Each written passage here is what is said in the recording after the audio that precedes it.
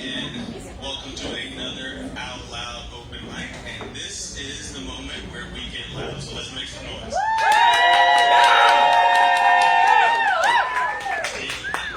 More like that. Now, some of you might be thinking, who's this guy? And some of you who know me are probably thinking, who let this man get just anything?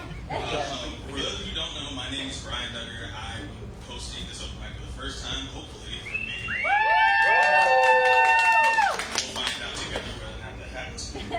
Before we get started, I would like to take the opportunity to say thank you to everybody who joined us this evening, taking time out of your day to come down here. Thank you to Lips Lounge for having us on short notice. Thank you to the staff and the bartenders that have taken care of us this evening. Let's make sure we take care of them as well. Spread that love all over the place. And if you have a little extra love to spare, we are a non-profit, and we will be taking donations right at that card and online at outloudhsd.com. So just go ahead and check that out when you get a chance. Tonight's open mic will be a 20-slot open mic with 3 minutes per person. Pretty strict about the time. We only have the room for so long, so please be wary of the time limit. If you come up on the time limit, you're sitting right there, give you a little golf clap that gives you about 15, 20 seconds of grace period to land the plane. If it goes past that, unfortunately, we will have to cut you off because, like I said, we only have so much time. This is also a one-person per slot open mic, meaning the name on the list, well, the name on the list on the slot is the name that comes up here, no more, no less. We appreciate that. If you have any content in your piece that might be a little extra explicit, maybe some triggers, just do us a favor, give us a little content warning. That way, anybody that needs to make any preparations can do what they need to do. Last thing before we get started listening to these amazing performers, we are streaming this. This is live feed on Facebook. Anybody around the world wants to go to our page and see your beautiful faces, they can do it. But if you do not want to be streamed, just come find me, sitting right there.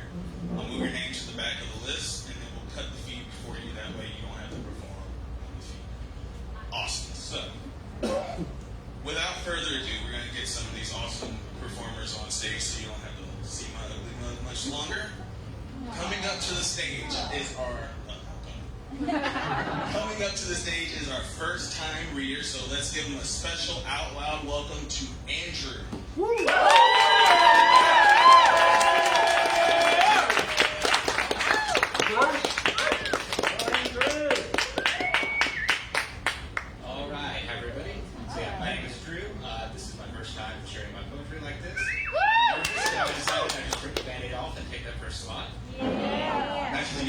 Writing. I started at the beginning of this year after going through a rough breakup.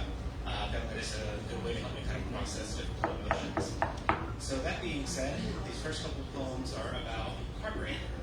The first one is called Unsteady.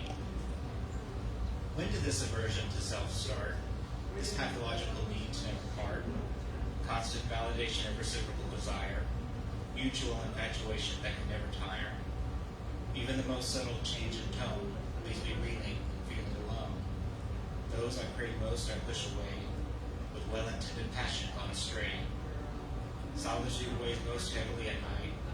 Eyes closed, lovers pass into mind's sight.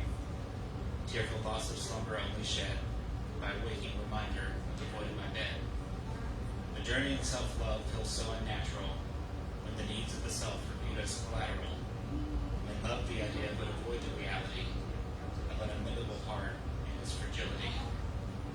Onward I continue on a path so lonesome, hoping one day I might be shown some grace for myself as I so freely bestow to every angel and demon I may know.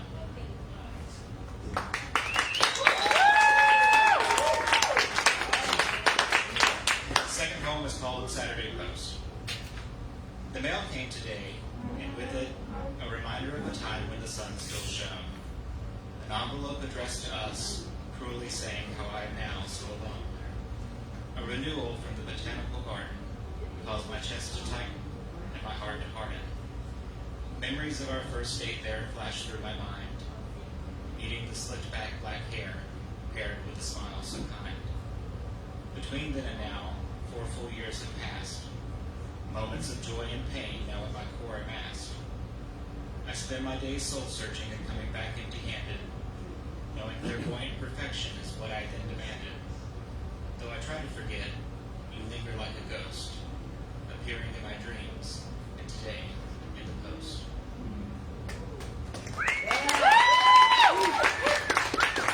This last poem is a little more lighthearted and a little spicy, a little explicit. It is actually about a youth minister with whom I matched on Tinder who waited until the day we were supposed to have a date to randomly block me.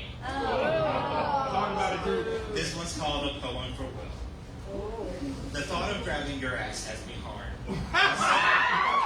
He said upon return from his churchyard, to the Tinder-made match, a grinder-like dispatch.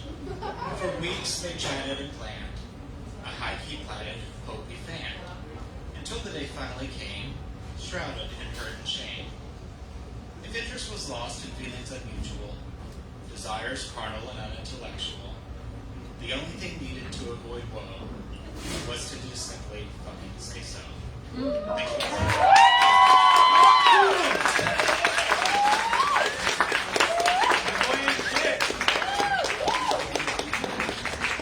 Let's hear it again for the first time.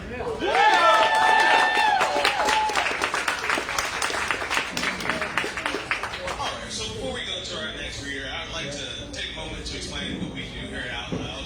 We are a spoken word community, and we've been around since 2014. The main goal is to provide an accessible platform and safe space for writers and poets of all walks of life. And we do this through regular hosting of events like open mics, workshops, and poetry slams. So just know that every donation to our organization goes to helping grow literary arts and creative writing in our area. And next up to the stage, we have another first-time reader, Michael S.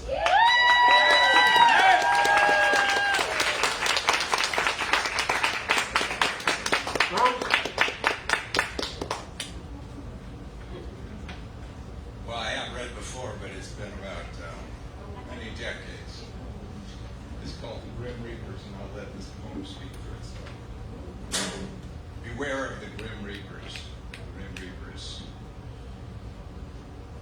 coalescing, mechanized, rolling through streets and byways, garnering new adherents. A roving band of marauders, ravaging the countryside, bearing stained teeth sharpened by nihilism and disdain. Wielding scythes or Occam's razors, they swarm like a plague of locusts, a dark cloud, risen from the mouth of the serpent. The Grim Reapers, the spies, humanists, arrayed in neat lines, leaning against one another, cloaked in self-satisfied moral absolutism. Their pockets stuffed with platonic ideals, cash, and self-righteousness. Facts are not absolute, but in confidence or conformity, echoing the ministry of truth. Morality is an illusion. Collectivism defines introspection. Their heads are empty vessels, whispering together, voices dry, devoid of meaning. Truth and ethics illusion by consensus. Moral absolutism, bought with a slave owner's gold. They have scratched out their own eyes, but all is seen, visions of madness and dreams revealed. Beware of the Grim Reapers, the Grim Reapers. Their engines roar, cacophony prestiges their imminence. Chrome-plated handlebars, chopped bikes, seats in reclination, Wehrmacht buckets cover their shaven heads, but not their facial beat. They have long known that God is dead. Humanists have created a new God, a hollow God, created in their image. A golden calf stuffed with straw, a God of equality, a God of science, but immune to verification. Faith is not truth, just a facsimile of shared prejudice. Spoon feed to the gullible. When silence descends like a motley shroud, ignore the desperate scratches of rodents beneath the floor. Beware the Grim Reapers. Their fetid breath is warm and dank against my neck. They sleep where they're tired and gnaw the flesh of animals. Now you call them a scourge, but once you found them useful, essential workers, collecting your refuse while you collected checks. They stock shelves with Charmin Ultra Soft as you sheltered in place during the back scores, but you still bemoan your isolation and opportunities forsaken. Charity and philanthropy are a salve for the guilt-ridden rich. Virtue is invitation to exploitation, evolution, the survival of the powerful. When weaklings perish, they decay. The new God will sort them out. Beware of the Grim Reapers. The Grim Reapers, they're coming to your suburb to shit on your lawn, finger bang your anorexic daughter, and sodomize your horny wife. Beware, they'll reap what you sow. Beware of the Grim Reapers, the Grim Reapers. Boldly they loiter in public, brandishing pistols and retractable blades. Looking for a fight, bound to Lilith, their eyes gaze skyward, scouring the heavens for a Messiah ascendant, a reaper of souls.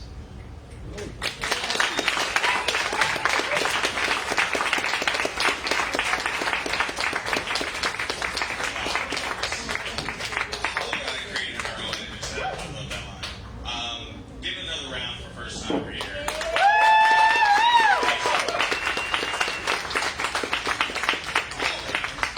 And up next, we have another first time reader named Lizzie J. Hello.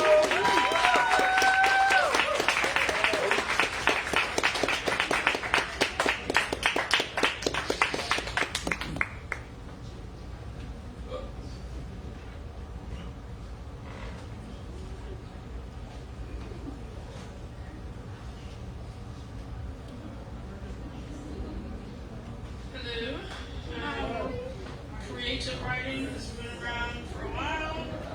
Intentional focused creativity this year. This is my first ever effort in reading, and I'm going to read from the paper.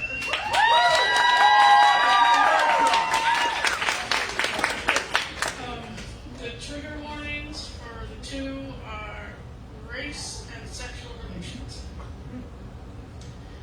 Moments with no tomorrows. Sharing time, being in the moment is good for a while. No strings, no pressures, no labels, must to be safe, simple. Time passes, caring for a man grows, feelings set in, emotions alive again. And suddenly the safe and simple quest of moments with no tomorrows shifts. Shifts into vision, possibility, potential. And yet, first impressions prove to be detrimental. For I find myself in the ocean wading into the waters alone, while you still on the sand living for those moments with no tomorrows.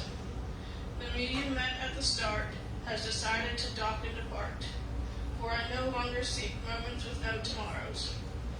The me you see today, the woman you pulled out of the dark and into the light, longs for all the tomorrows. Casual is in the past, possibilities is the future, so now we're faced with a choice. Do we stay strong, determined to see this through the seasons of change, or do we flail with regret, saying hello to wasted time of seeking moments with no tomorrows?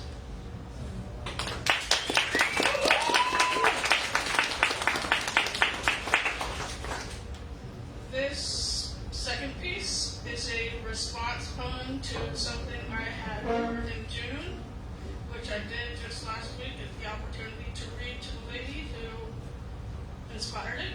She gave me a few hugs, so I guess it's good. One hope, two skins. Shattered, hurt, sad. Followed by rage, anger, shame. Wave of emotions running through my veins. Tears falling down my cheeks. Heart aches for this woman. How she fears just for being here. How she fears for her children just because they are born into black. Shame, anger, rage, that the color of my skin has caused so much pain for this beauty of strength in the queen I see standing tall before me. If she only knew there was someone who loves her without knowing her. If she only knew there was someone who quietly cries for her. If she only knew there was someone else who doesn't like the skin she was born into. So much hate, hurt came into this world long before me. So much pain caused by my skin. So much injustice caused by my skin. If my love for you could undo the generational damage white skin has caused, then maybe, just maybe, we could be two people with a shared love. As we wait for the day we both long for, the day I no longer feel shame for sharing the skin that's caused you pain, the day you look into your children with confidence of true equality, know that I'm here praying for the same. A world where I can be free to live within the Black culture without judgment from my own kin, and a safe place you want to raise your boys up to be men.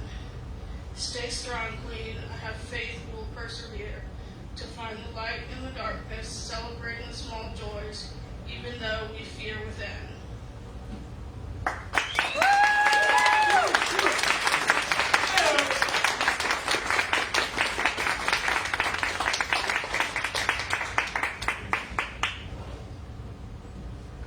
All right, let's hear it one more time for our first time reader, Lizzie. That was amazing.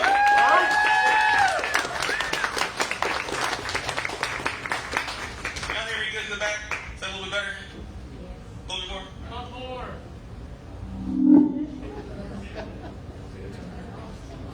How about that? That's about as good as it's gonna get. All right. So let's go ahead and talk about. I know I mentioned those donations earlier, right?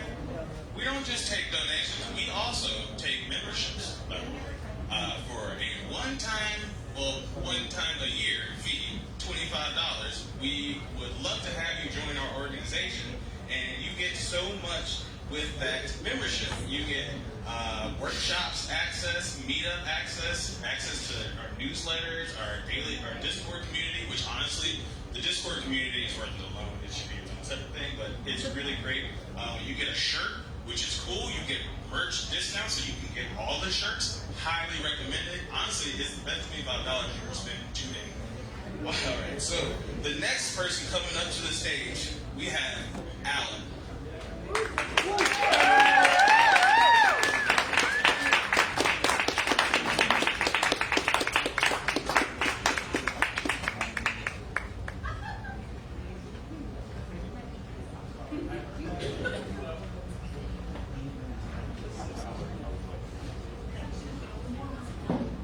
Hi everyone. So second time leader, and this is I came back. This is the moment where I promptly forget everything that Susan tried to teach me yesterday about how to be a poet. We love you, Alan. Love you too. Okay.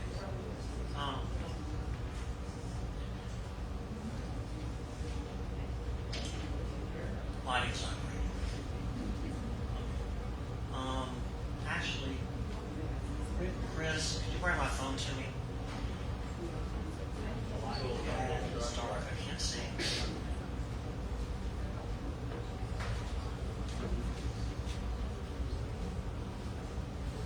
Thanks.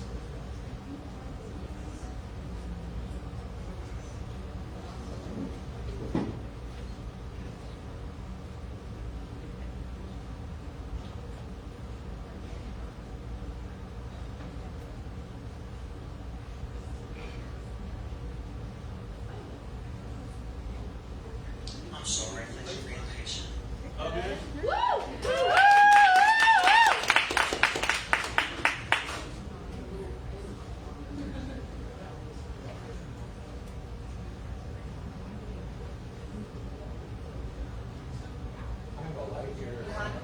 Got it. Okay. What I keep wondering, walking home from the market, is how the man on the corner, who yesterday hollered baby girl at the teenager in the red dress, will tonight kneel in the front pew and ask God to bless his family. And how the preacher, 2 blocks over, will remind the congregation that Eve ruined it for everyone, while his wife, who arranged the altar flowers and ironed his shirt, sits 3 rows back, nodding at the right parts. And how my grandmother, whose hands can turn flour and milk into the softest biscuits you've ever eaten, who taught me to swim by holding my belly in the deep, still lowered her eyes when a man interrupted her mid-sentence. I once overheard 3 boys behind the gym discussing which girl in our class they'd most like to break, as if a girl were a horse to be ridden until her knees gave out. And how I laughed, not because it was funny, but because I didn't know yet how not to join in when the game was cruelty.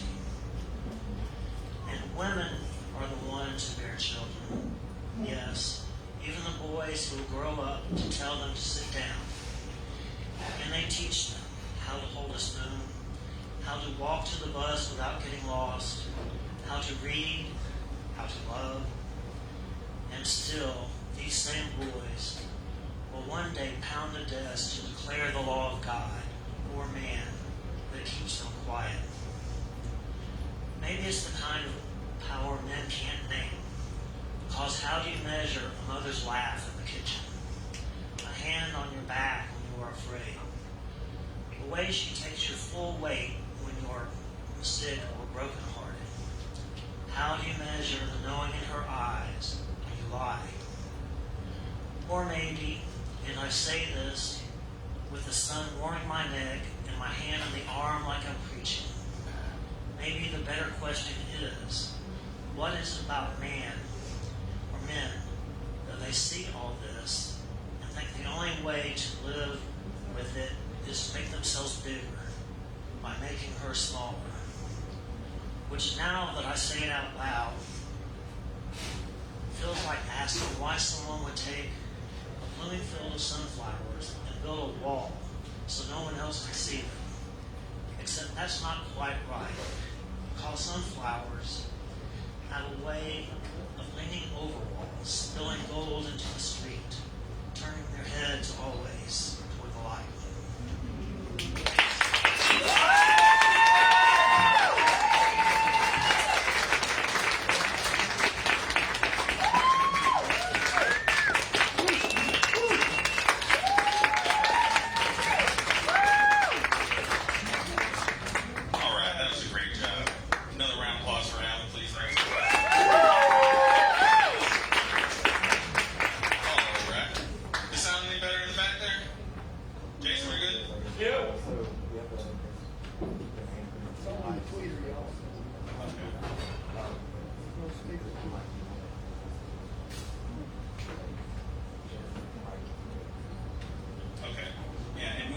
When you come up, just make sure you got a nice mic talking position. You gotta have your proper mic stance, There's ways to do it apparently. We got everything taken care of there. So let's talk about the merch, right? So we've got this great merch part right here for anyone that like to purchase some out loud awesome stuff. We've got notepads over there. We have pins. We have anthologies. Anthologies are amazing. If you would like to purchase what we all have there and on our website, if you also read at any point during the calendar year, when we do the anthology for that year, you can offer up 3 of your poems, and there's a pretty good chance they're going to get published. So I highly recommend it. It's really nice to read your name on paper in a book. All right, so coming up next to the stage, we have Grant. Let's get a round of applause for Grant.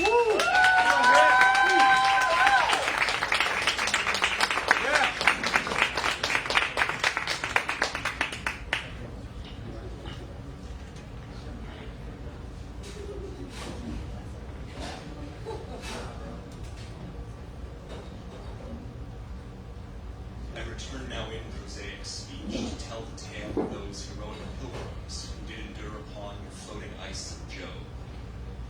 Catamaroon upon a drifting flow and bound in the path of frozen vice.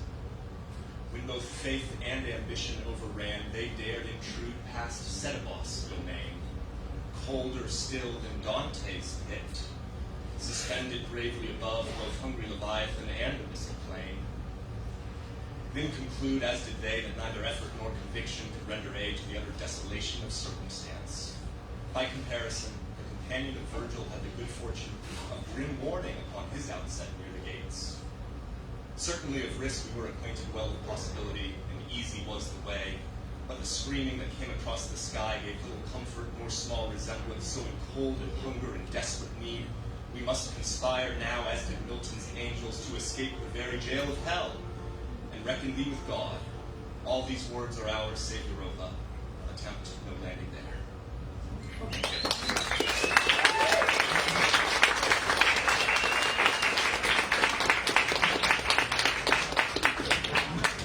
job. And yeah, don't be scared. Justin might when you get up here, take it off, do whatever you need to do to make sure you're as far as possible and you come.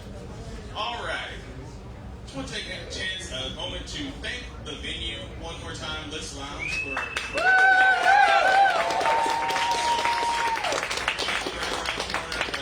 circumstances happen and they let us do our thing in here. We really appreciate it. All right. Next up to the mic, let's hear it for Emma Rhodes.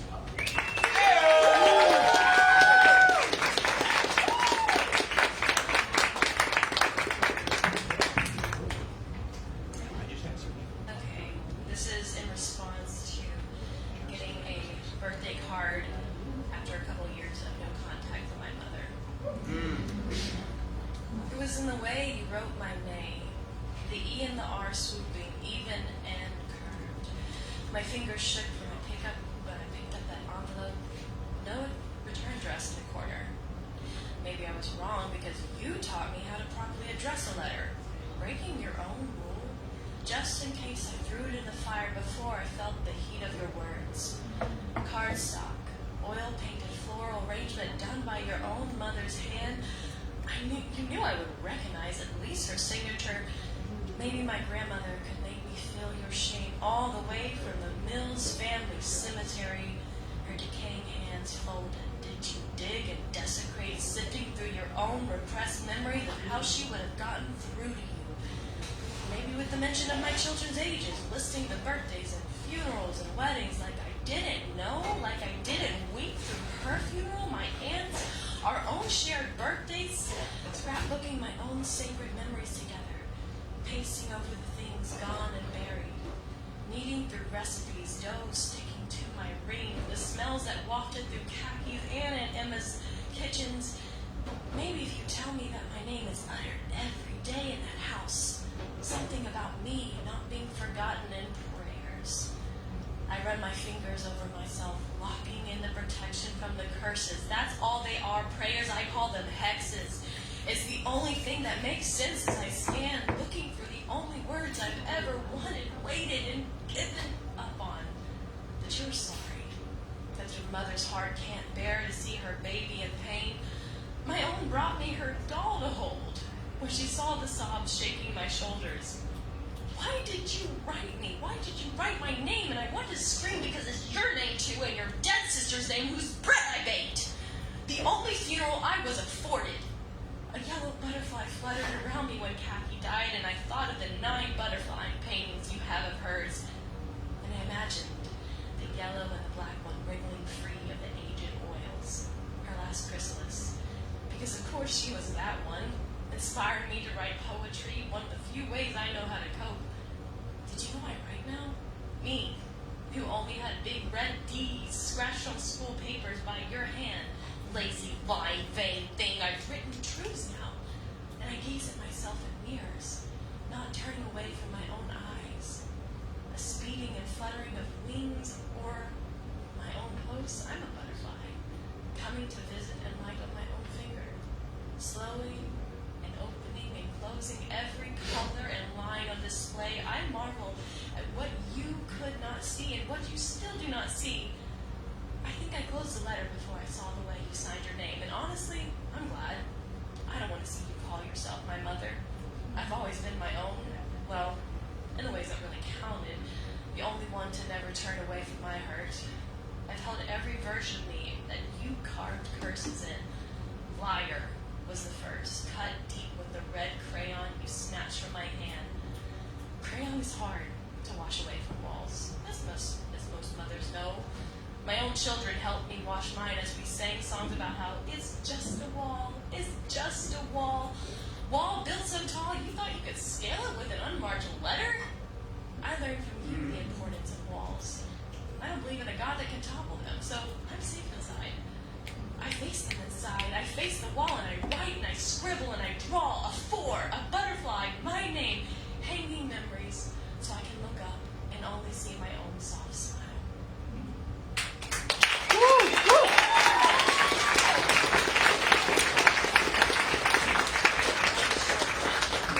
You're at 9. Okay, all right.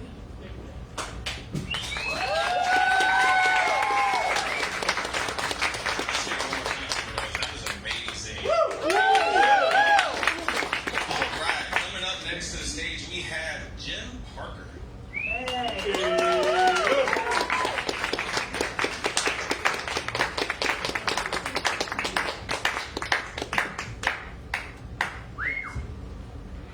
Thank you very much.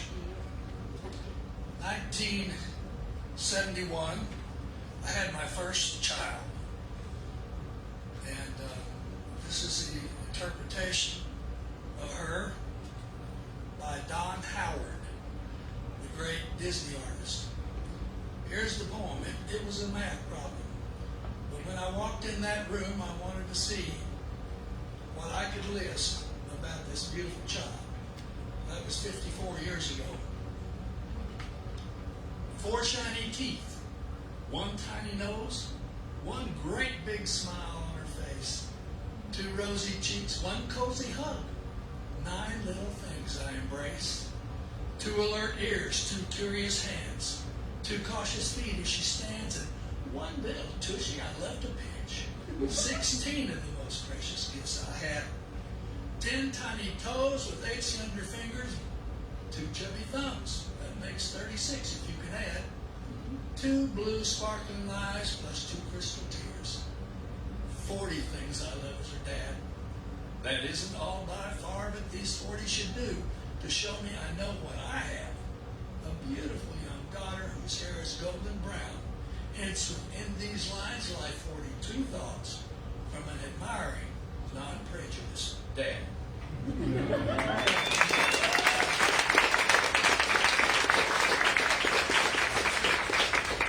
This one is short and sweet, and it's the shortest poem I've ever written.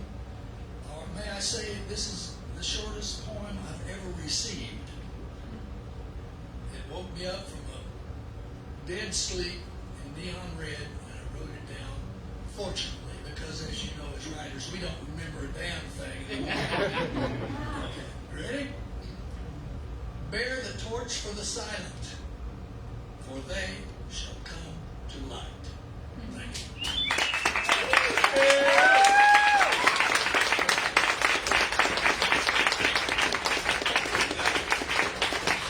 That was amazing. That was like short, sweet, straight to the point. All right, so up next to the stage, let's hear it for SJ.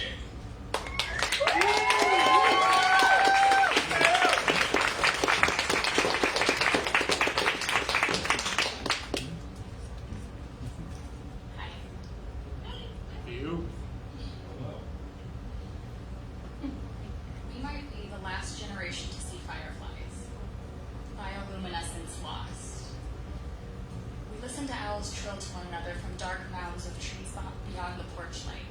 She wonders aloud if they're purring or if they're laughing. We might be the last generation to see fireflies. I watched as she placed one with a dying light beneath the raspberry leaves that grew up through the porch slats. We heard a high howl in the distant hills, and the dying firefly flickered slowly and more slowly still. Those are koi wolves, she said. They didn't used to exist, but now they do. Wolves and coyotes forced to share hunting grounds, you know? But no one realized what they'd done until the yipping coyotes began to howl. And there's a catbird calling, she says. We call them marillas because their cry sounds like they're calling for their little Anne. Anne!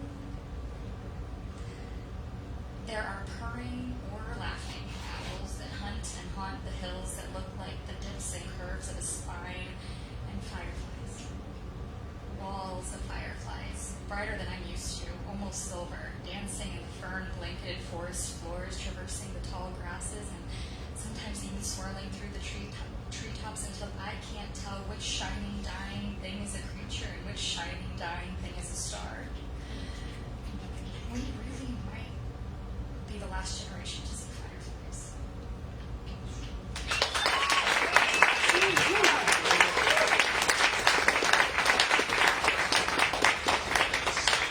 And very true. I don't know if you guys noticed the lack of fireflies. When I was a kid, couldn't go outside without getting hit in the face by one. All right, coming up next to the stage, we have Will T. I'm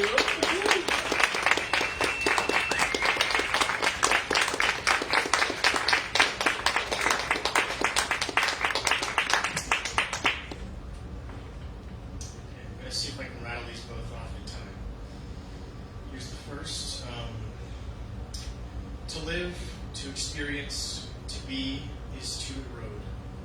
Bit by bit, layer by layer, each action, every iteration, wearing away all that we interact with. Impressions formed upon the material world, proof of life. Therein, memory, that essential substance in which experience is immortalized, can be found. Pooling in the worn tread of a dance floor or footpath, on the weathered keys of a grand piano, and in the creases of a furrowed ground.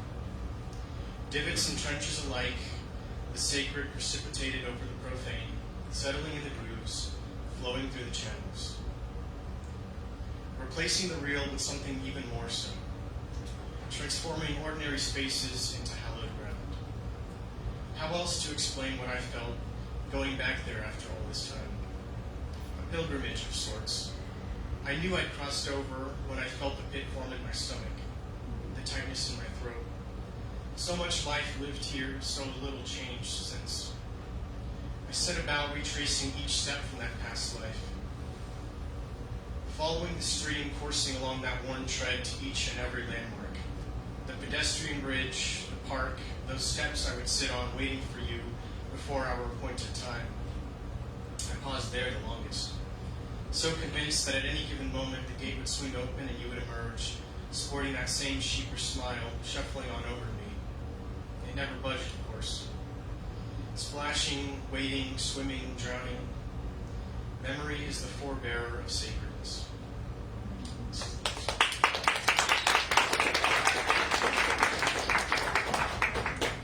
Something must have gone terribly awry for apathy to feel like enlightenment.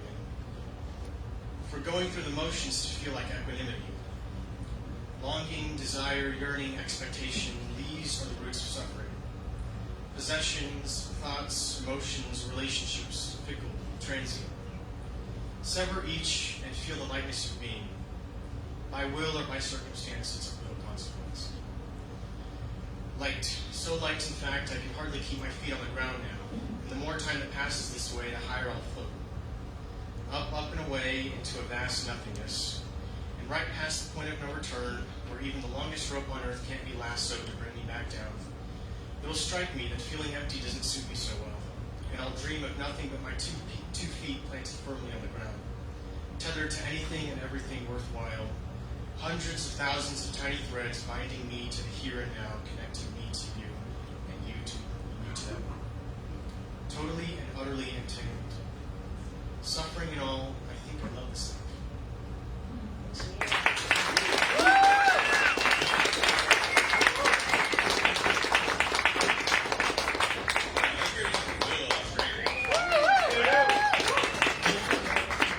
Alright, and up next, let's give a special out loud welcome to another first-time reader, Andy Good.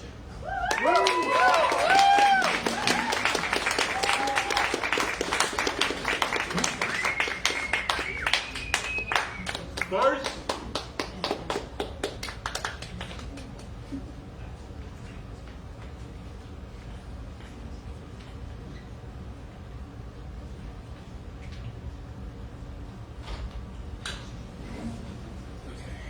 Hi, my name's Eddie.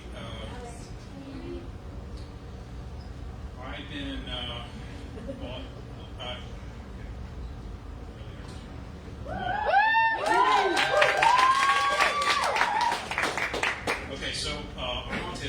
basically, another way that I like to put that is I have emotional hypermobility.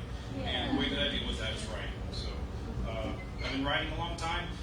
Some of it probably sucks. Some of it's probably okay, but I hope that I picked the okayest ones.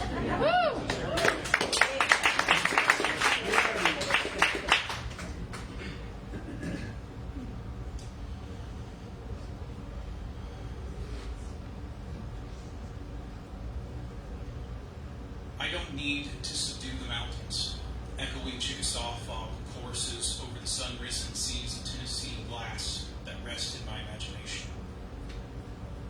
I don't have to scale the nations of moss and stream nestled in hills and pines, and my desire for them until I am eye to eye with cloudless sky in order to love that song.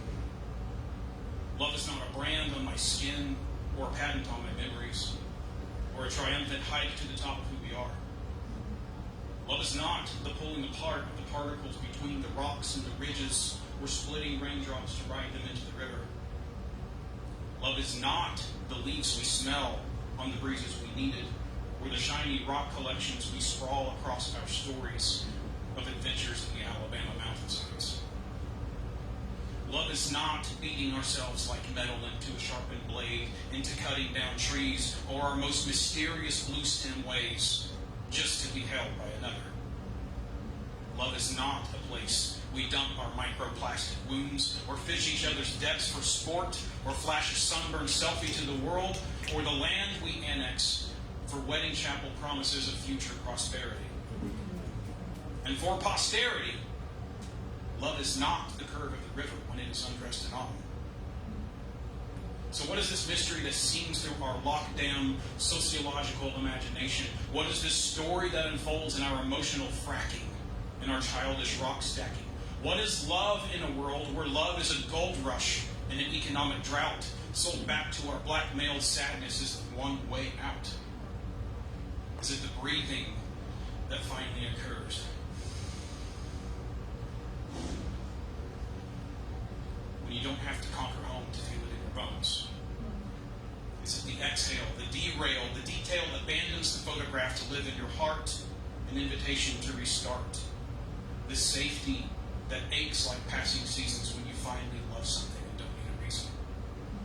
Seeing past our price tags, our mixed bags, our hashtags, to the stories that live in the art.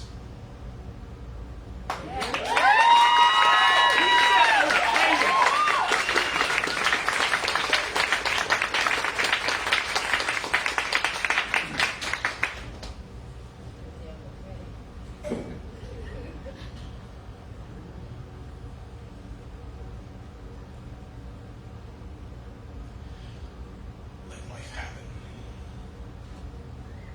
Waking me at 5 a.m., vibrating like a call in my thoughts or punchline to the depressive jokes we tell, carrying me like a ghost, a whisper like a sleeping child from the couch to my bed, but in the wake of a dream to reality, one TV screen to another, until my eyes open to the white noise of feeling. Let life happen. But is this my life? I keep reading every receipt to remember what I chose until I unstitch, unravel, undress my emotions, and step out of another digital picture frame of someone else's mental health. Let life happen. But I'm angry, and some of it is no one's fault. I'm lost, and it's no one's job to find me. I'm hopscotching a fine line between awake and dream until nothing is as it seems, and the love I give withers into poetry. Let life happen. It keeps happening and happening like a sledgehammer to my load-bearing ribcage, like a mesocyclone plot twist, and I'm twisted into questions, like the weight of glory pressing on my carbon skin until I am diamonds of existential dread. Let life happen. I'll get ready to run. Slide my pre-laced shoes on my technicolor feet, follow the path that leads past the raised eyebrows from people who don't know me, past the things no one will show me, until the games we play and the wars we wage and the lies we tell and the false selves we sell turn into a turned page. Let life happen. Letting go and holding on both take strength. So does discovering which one we do today.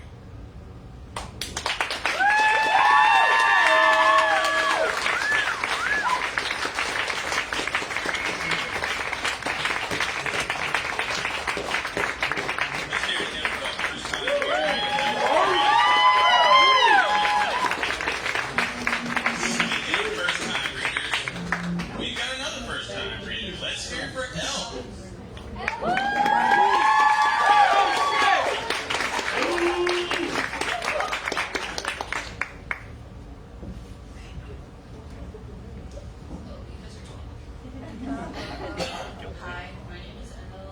I don't really consider myself a poet. We do. Thanks. But I do like to write a lot of shit down. Sorry, you guys bleep that out on Facebook, right? Anyway, yeah, I don't know. I'll just get to it then. This one is called "What Are You Proud of?" Empty praise since the early days. Were you proud when I took my first steps, even though I'm supposed to? Good girl, my first words were your persistent phrase. To me, it's second nature. To my mom, it's phenomenal. But it's a natural gift. What are you proud of? I'm just acting as I am, learning as I am, speaking as I am. It's nothing special. Average in every skill, because I don't know how to specialize. Call me the jack of all trades. That is my baseline. I could do better, but everything I did was already good enough.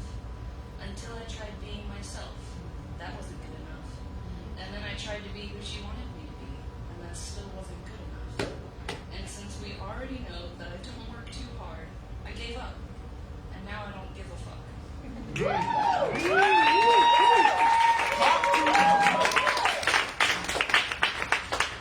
I got another small one.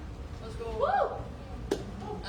I really love dystopian stuff and apocalyptic or post-apocalyptic media, and that's kind of what I consume mostly. So I was inspired by all of that, and I wrote a poem similar to Sarah Jane's. So imagine a thing. Anyway, this one is called "Will You Remember Butterflies?"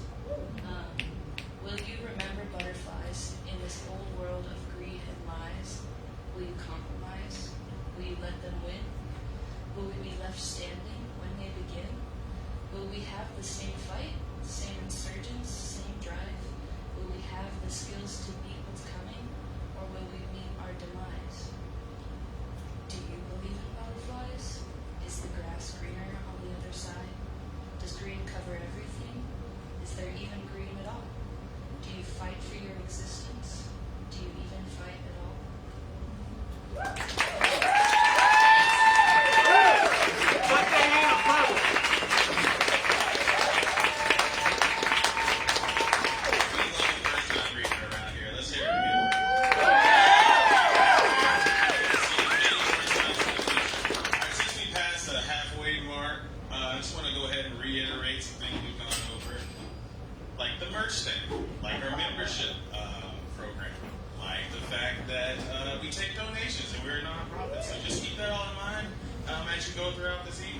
So up for our next reader, let's make some noise for Elizabeth tonight.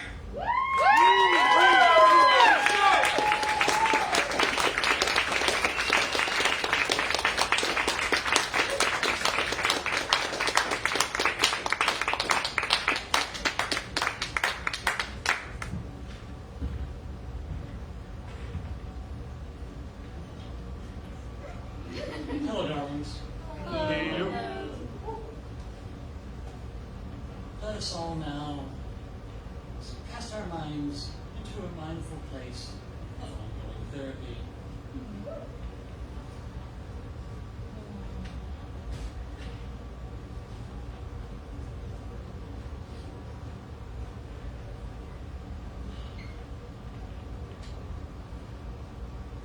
Sing me a song of identity.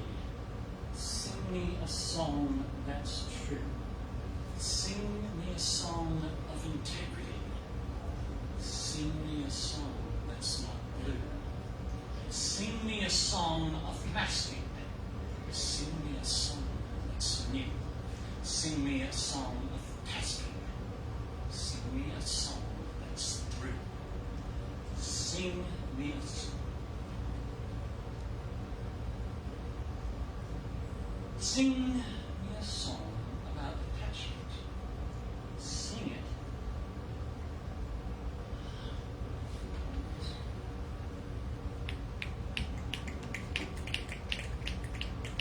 When your handwriting is gospel fucking terrible. Blood and shit. Oh, sorry. There we go. Sing me a song about attachment. Sing it like a harmonic throng. Sing me a song that amputees squads, sing it like some funky song. Sing me a song of blasphemy. Sing it like Lucifer wasn't wrong. Sing me a song of epiphany. Sing it like you knew all along. Sing me a song of singing a song of singing a song about singing a song, a fucking song. Sing a song. Sing me a song about dealing. Sing it like only you can. Sing me a song about healing. Sing it like as fast as you can.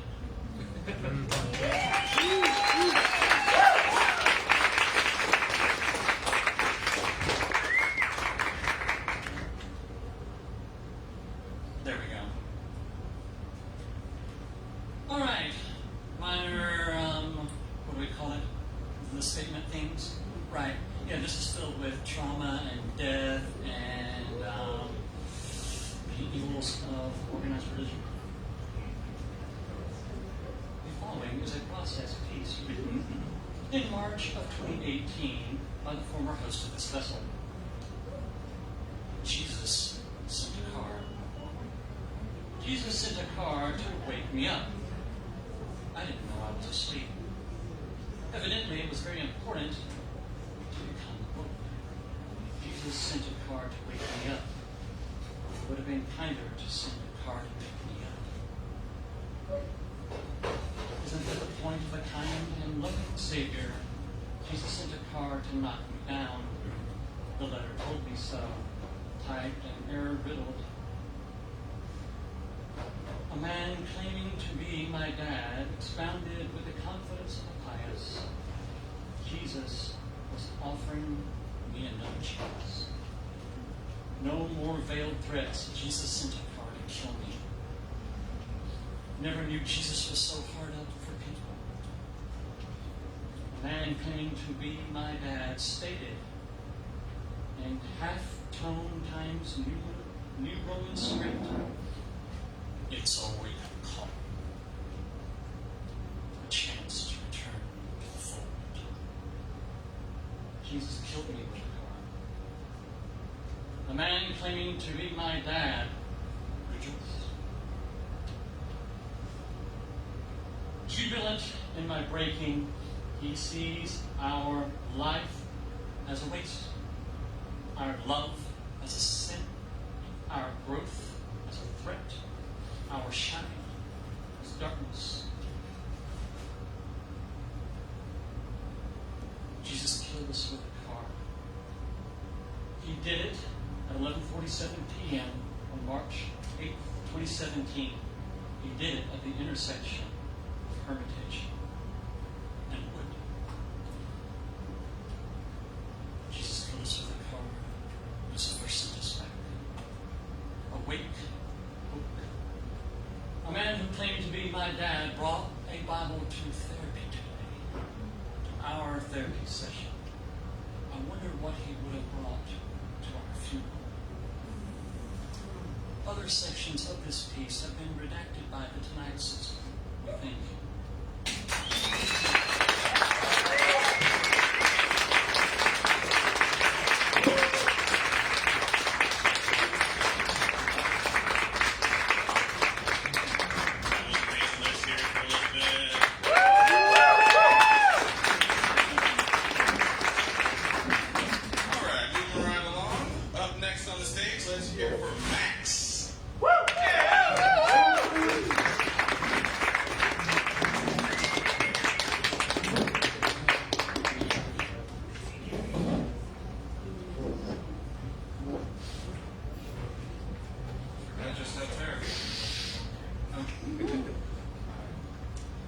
Falling at the womb down the levels of a temple of doom with no bandages for the scrapes and the wounds, but mummified by the sheets in the bedroom. Raiding rooms is the same as raiding tombs. When the world is dead to you and you're dead to the world.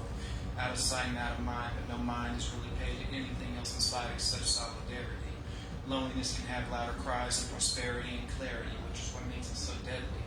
The melody is hypnotizing, self-fulfilling is the prophecy. Insecurity roams the walls of the halls, while the baggage and the crawl spaces hides the brutal honesty that lies beneath. It's safe there, surely, but purely based on the space available. So when there's no place to put it anymore, it becomes uncontainable. Trying to remain stable, but voices get hoarse, screaming quietly for help. Well, that's just how it is. But once you have happiness in the midst, we can only reminisce, looking upon the shelf where it sits, thinking back to the times where I couldn't get them to fit. It's been a wild ride, and I'm still riding. I'm sliding, I'm slipping, no hydroplane, and I had to break away from the planes break away from the plays of the highs that the drove took me to. Finally understanding the things that I've been going through. Press reset, starting new.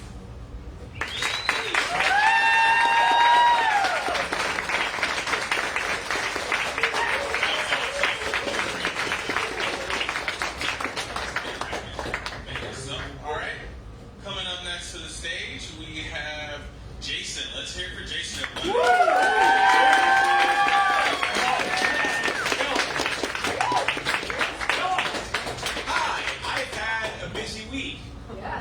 I was in a car accident, so all week long I've been dealing with police and insurance, and the fact that everyone down here says insurance. It just irks me. When I was growing up, there was a poem that I encountered that started the other day upon the stair. I met a man who wasn't there. Has anyone heard a similar poem? Yes. Okay, to give you some insight into why I'm like this, my father's version ended. He wasn't there again today. I'm sure he's from the CIA. One fateful day upon the stair, I met a man who wasn't there. He wasn't there again today. I wish he'd go away. Some days in extra shadow and others none at all, but always gray. A tepid fog, the cotton ball ears and clothespin nostrils. How many hugs and handshakes hardly felt? How many memories melted in the mist? So every day upon the stair, I fought a man who isn't there. He's never there. And every night I pray that he stays out of sight. It got to the point I didn't notice. To the point it was normal for food to taste stale and sit shallow in my stomach, condemned to endless last meals, consigned to contain nothing, to feel nothing, to be nothing. Yesterday upon the stair, the man who wasn't there. The same occurred the day before. I wish that would happen more. He hasn't been around in a while. Today was a good day, which I know, because on a bad one, I'd go look. Yeah.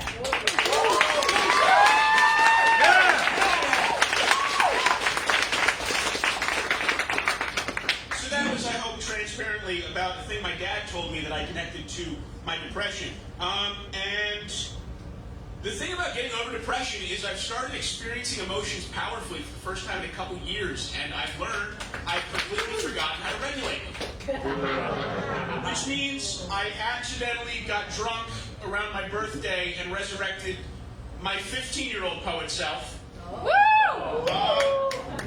And out of kindness to my inner child, I'm going to give that stupid, angsty son of a bitch something he wishes he had, which is my 28-year-old voice. This is going to be angry and fast. I know that I know nothing that is, I know nothing that is, I knew something. Now acknowledged by its absence, the words are running through my head like the mice in the walls of the basement where I first learned them. There's a dead language carved on my hard palate. My tongue doesn't know what the symbols mean, but I remember when you carved them, so they have to mean something. Else, what am I? Or, what am I? A discarded scratch pad, a practice run, a test exam, a rough draft of the man you'd rather have? I reject the indignity. I am something to be discovered and excavated. When they crack my jaw, the words will be a deluge. They will know nothing then. Acknowledged by an absence, but for an instant in the language's words, tunnel like mice in a brain, they will know that I loved and was loved and was...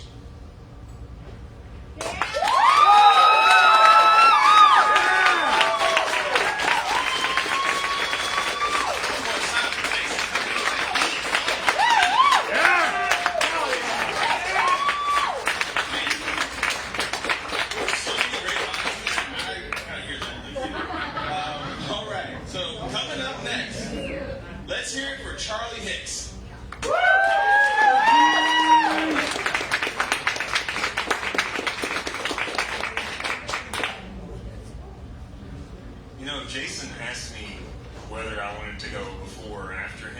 And I said, I don't care.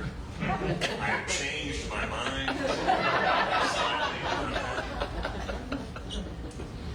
Alright, so this first one kind of came from a conversation I was having with some friends recently, and anyone that's ever had a conversation with me on drinking will know that I get really philosophical really quick. And I was telling them, I was like, I've only really been able to find like a few historical cases where someone has come along and like, given someone help with no recourse, like not a country trying to like get a favor or like get like a favor or anything like that.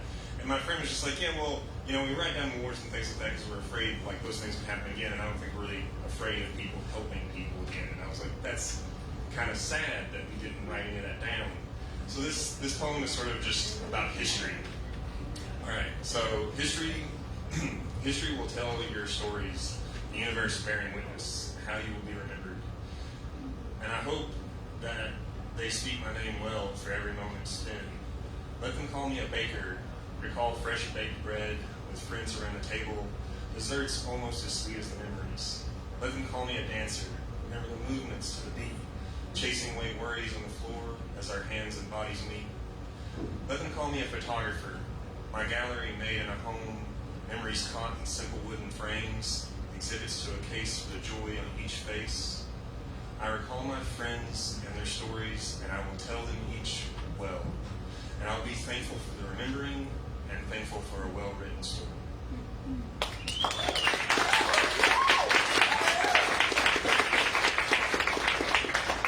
The next one, I'm pretty sure I've read a version of this before, but I rewrote it, so we're going to read it again today.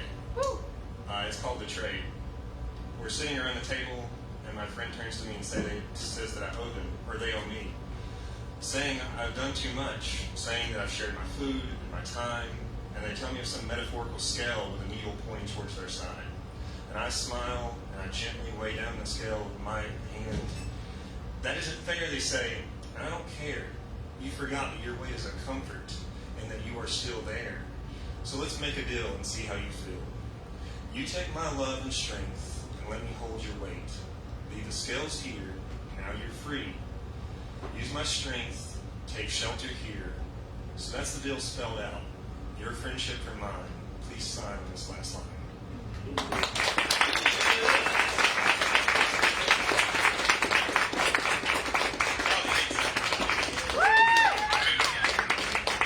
All right, so next what we have, coming up to the stage, we have Mel.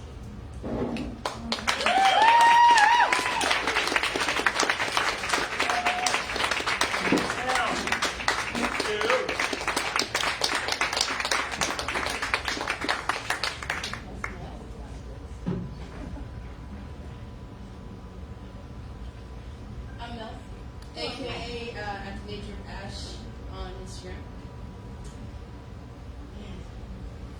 Sticky is the vibration of those silent syllables sliding onto yesterday's rear, reflecting the echo of what's frozen.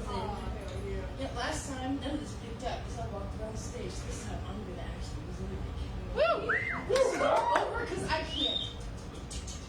Sticky is the vibration of those silent syllables sliding onto yesterday's mirror, reflecting the echo of what's frozen dew across my ear. Translucent anthracite shards piling up, ring clear. I hear the lesser known engrams and its song from A to Z. The quick brown fox jumps over the lazy dog again, and again, and again, and again, just like clockwork. Jilted, we break the alabaster, mastering the class and the acid riddle taradiddle, just like the tilted paradise. And no matter how I toss them, I keep getting snake eyes. Those dice are stacked. I settled for glass eyes, but they were too loud. I thought this burnt-out muffler was glass-packed. You swear the exhaust is just a puff. Here's your token dust in the wind. Metamorphosizing before your eyes again. The shadow's cloak is merely a disguise, an embodiment of catastrophe, adrift in the rift of oblivion. Don't you dare settle in. This old ink on fresh pages, the fear of the smear only enrages the trees. Do you see how the leaves break? How the ground shake? Cracker-jack ripples of lenticular absolution streams a skyline kissed by a falsified resolution as thumbnails strum hymns on bureaus, crying out from archways hailed from a Roman god, just like these calendar pages, which are once again entirely too thin. Over the pond, across the sea, violence continues too heinously. We've shunned the bloodshed in our everydayness, removed our we, safe in our far, far awayness. Shamelessly momentous, we blame it all on our humanness. Is that what continues to move us? Just beyond heart, hands warm, the mug spelling out the sound left over from riot, still fighting in the slosh of fire, cider, and all of your other festering opinions. Media saturation has turned us all cookied and cut, blindsided into nearsighted minions. Like the dead, we kiss the breeze, tenderly tending to the clocked minutes, pulling us to our knees. Time is like scar tissue. Like peace is a disease hanging on by a thread of children now playing ghosts in the street. Their voices fill the void like choruses of unsung melodies, begging the world to stop all this killing, begging their homelands not to play the villain before the sky turns a deeper blue. Starkly forward the complicity. I too am guilty. As I write, wiping away a bit of the night in a sweet feminine drip of a Capricorn moon. Shame on me, finding the time to swoon. This poignancy, even darker than the poetry, though more tangible and unfathomable than even I ever would have assumed.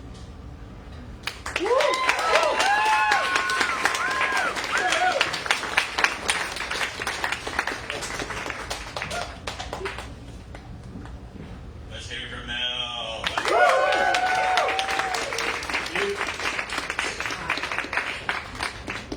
All right, we all having a good time tonight? Yeah. Let's thank Lips Lounge one more time. You guys are awesome. We make sure that we take care of you as well. So we have another first-time reader coming up. We got a lot of first-timers this evening. Coming up to the stage, let's hear it for David St. John. I'm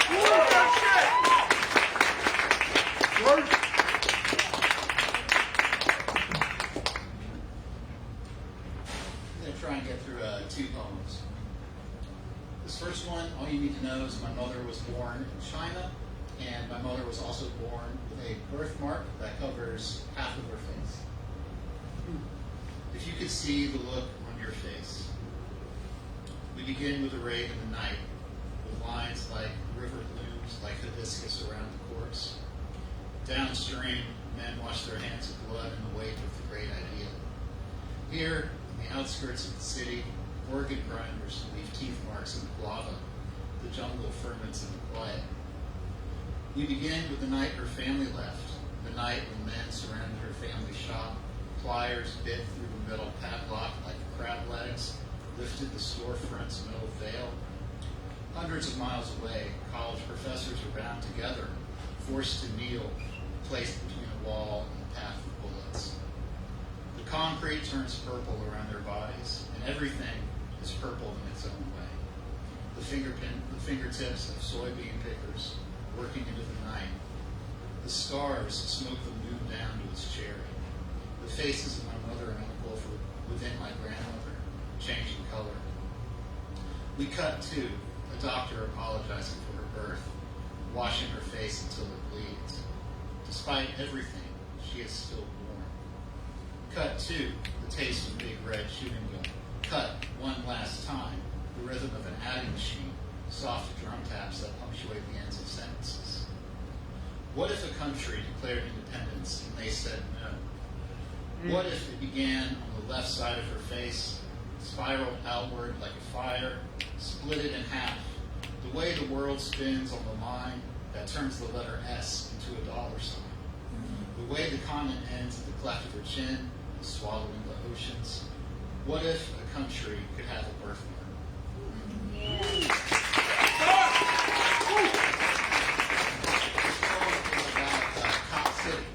you all familiar with Cop City in Atlanta? Yeah. So this is about an environmental activist named Tortuguita who gave his life to protecting the forests out there. At the center of every city is a tree. Atlanta splits open from the heat. Children cartwheel down the swept sidewalks to Pace's Ferry, while groomsmen spill out from Sister Louisa's en route to Mother. Sister Pee Wee Herman, the patron saint of police and shootings, swings from the ceiling. Atlanta is burning. In 1 mile, turn left onto Ponce, where Brick's Teslas coil around medians, idle next to cop cars patting down Midtown. The lanes conceal trucks with stickers of American flags, streaks down the middle with blue, or honeycomb AK-47s, black against the yellow background. At the center of every city is a blue screen of death. Men and women in blue and black, sentient body bags. 2 years ago, we were famous for Stranger Things. 2 years from now, Cop City. Tortuguita's smile appears on television for minutes before it disappears forever. In 2 miles, continue straight. The expected arrival of now is never ending. Now is a misnomer. Now is the dental records of then. Now is not the time for a post-mortem. Now is a watercolor morning in her mother's mind, the sun that bleeds as it dries, pastel in the dusty air of her room, and the memory care board, herself buried under receipts and phone numbers, Weaver building herself a nest of scrap paper. At the center of every city is a tree. For protesters who have survived pick up their spilled teeth, flechets of buried arrows in Piedmont Park. Rain seeps to burn eye beams charged from Sherman's march, and you, having grown a spine at midlife, grab a shovel opposite of a gun and caterwaul it into the soil until it wails. And 1 mile continues straight, you are still on the fastest route.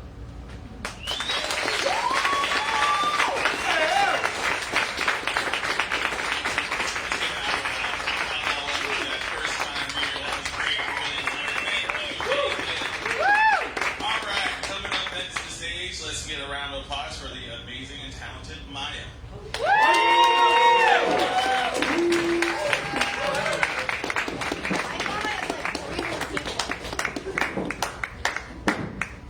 thought I had like 3 more people before me. Okay, so this, I read like the first half of this a few months ago, and at the end of it, a bird like rips a worm in half and then falls to the ground. I hope it makes sense without that. So there's a bit of blood. Violence towards worms. The bird righted itself, shook its wings. Its black ink eyes appeared suddenly human, looking around as if it hoped no other birds noticed. No other birds thought it foolish. It did not acknowledge Helen standing there. She was not a bird. What did he care of her thoughts on this or any other matter? He flew up to the nest, dropping the half-worm into his woven home and glided back down to the ground. He began to peck again at the dirt, digging up the second half. It was a pink dot in the ground, shining like an unearthed jewel. It oozed, more and more fluid coming to the surface as the bird's beak did its digging damage. Helen stepped forward and knelt down. The bird hopped back, cried out in fury at this invader who it had not deemed of any consequence. With her first finger, she pressed at the corpse, the wet and pink hole in the earth, pressed down. It was cool and slick, stretching around her finger, the brown skin splitting as she hollowed out its body. The innards had no place to go. They swelled upward, crested out of the hole in the earth it and the bird had made together, pushing up Helen's finger and falling away, a mess of pink and red and pale brown slivers of skin. When her finger could go no further into the earth, Helen removed it. There was a muddy squelching as she pulled up and away. She had examined her finger. She had expected it to appear bloodied, to have more evidence of the violence done, but it simply looked wet, a little dirty from the soil, a small bit of something pink stuck in the fingernail. The bird had not flown away. It stood there watching Helen. His black ink eyes, no longer human, met her green-yellow gaze and acknowledged her now. Thank you.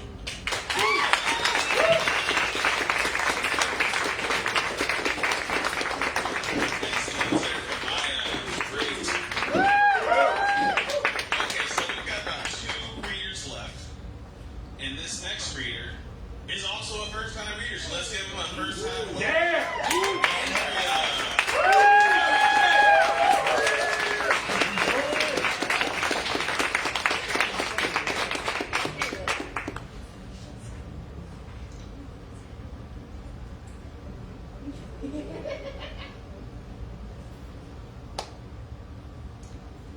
This is called Boomerang Valentine by the late Andrea Gibson.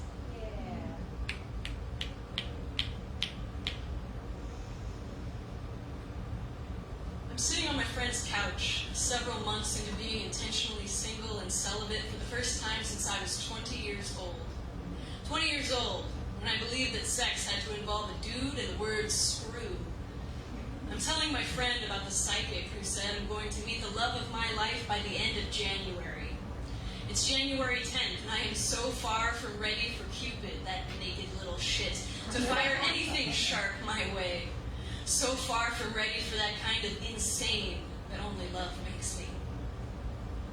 My friend musters every bit of new age jargon she can fit onto her tongue and says, "What if you are the love of your life?" I think, oh my God, I hope that's not true, because I am absolutely not my type. But let's say for a moment that I am.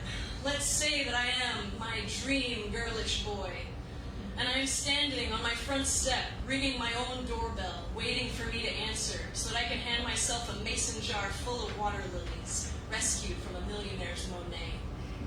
Let's say I am so charmed by the radiance of my own anarchy that I invite myself in for tea. And when I'm not looking, I sneak the steam from the kettle into my pocket, so that the next time I'm missing the coast of Maine, I can gift myself the fog. Let's say I'm not just running my mouth around an old cliche that says we gotta love ourselves. We don't. I know that I can keep getting down on myself till I'm tucked in the grave, looking up at my name carved into the stone, wondering why I never knew I'd been cast the lead in my own life. Y'all, when it comes to love, the only thing I'm certain of is that you are the best thing that has ever happened to you. Whoever you are. You're a quitter? Great! There's plenty worth quitting. Sore loser? Who isn't? You got no discipline? Maybe discipline is for bodybuilders and closeted gay monks. Picture a magician so attached to being perfect that he cuts off his own legs just to pull off the trick. Picture 738 selfies I deleted before I took one I was willing to show the world. Picture me wishing I could have them all back, my so-called flaws in stacks, like baseball cards that I hope will be worth something someday, like compassion, like tenderness, like my capacity to think myself a catch just because I have never seen a chandelier I didn't want to swing from. Maybe because I would go to space just to know if rail tracks look like zippers from the moon. On days I have a hard time keeping warm in my own weather, I imagine what the first flower said to the first human trying to name half her flower petals love-me-nots. No, that's not how anything grows. Of all the violence that I have known in my life, I have not known violence like the way I have spoken to myself. And I have seen almost everyone around me hold that same belt to their own backs, an ambush of every way we have decided we are not enough, and then look for someone outside of themselves to come and clean that treason up. If I were to ask myself out of that cycle, I might say, listen, I'm still going through a growth spurt. I'm still yet to get my worst tattoo. I'm still clearing the smoke from the burning toast I wrote for my own wedding day. I'm still trying to get rid of my mirror face. Look myself dead in the eye. I know Facebook is a lousy mortician, desperate trying to make us all look more alive. I know there are things I haven't survived. I know there are people in this world who have had to work really hard to survive me, and I don't ever want to take that lightly. But I want the heavy to anchor in me brave. to anchor me loving, to anchor me something that will absolutely hold me to my word. When I tell Cupid I intend to keep walking out to the tip of his arrow, to bend it back towards myself, to aim for my goodness, until the muscle in my chest tears from the stretch of becoming what I came here to be, lover of whatever got covered up by the airbrush, the truth of me, the beauty of a beast, chewing through the leash, till I get a mason jar full of water lilies and a kettle full of tea. And still, my whole life, y'all, my whole life, I just want that boomerang Valentine to point until it comes right back to me.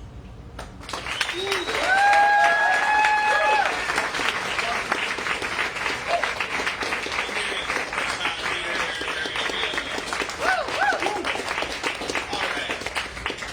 Our last performer, I need to take a second to give a personal thank you to, because if it wasn't for her, I would not be here. I would not have been invited to this whole organization. Up next to the stage is my good friend and my personal writing guru, Grace. But now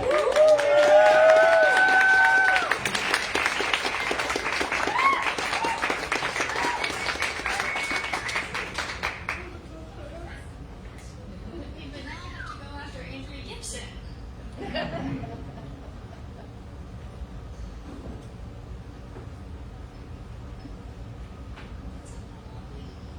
Just like us.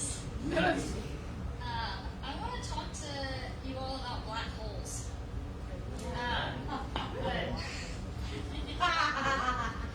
But please keep in mind. I want to talk about black holes. Please keep in mind I am a poet, not a physicist. Many scientific liberties will be taken. On Friday night, I took S to a lecture at the planetarium. The topic is black holes. And discussion ensues about whether we are in one right now. About how we understand so little of time, of space, of fabric. They say some supermassive black holes are made when two smaller ones find each other, pulling the other until they combine, waves rippling from their orbit and out into the galaxy. Home later, in the dark, in bed, sheets tangling around us, I wonder if we have created one ourselves. What gravity exists between hand and leg, mouth and mouth, tongue and breast? We disappear into one another, so much body compressed into so little space, and the warmth it makes all around me is a shock, even after all this time. They say if you watch someone fall into a black hole, it would look less like falling and more like slowly fading, discoloration, skin reddening. They say it would be an awful way to die. We fall into one another, time slows around us, and I think they must be wrong. We know so little about the universe after all. All of this is a guess, is conjecture, is theory, and we are too. This safety net orbit we have made, unknown thing, we have so few words for and decide to call it love. The man in the moon clenches his teeth around our footprints, and we say we see him smiling. I lie on S's chest and wait for death, happily.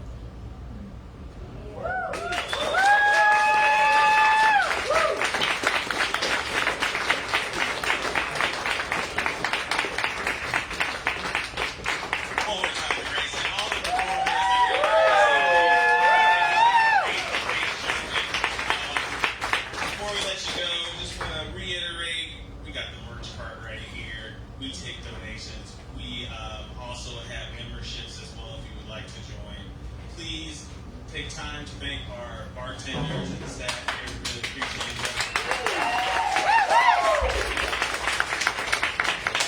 And that's it for tonight. Our next open mic is going to be September 21st. It's the third Sunday of every month, so just go ahead and log in.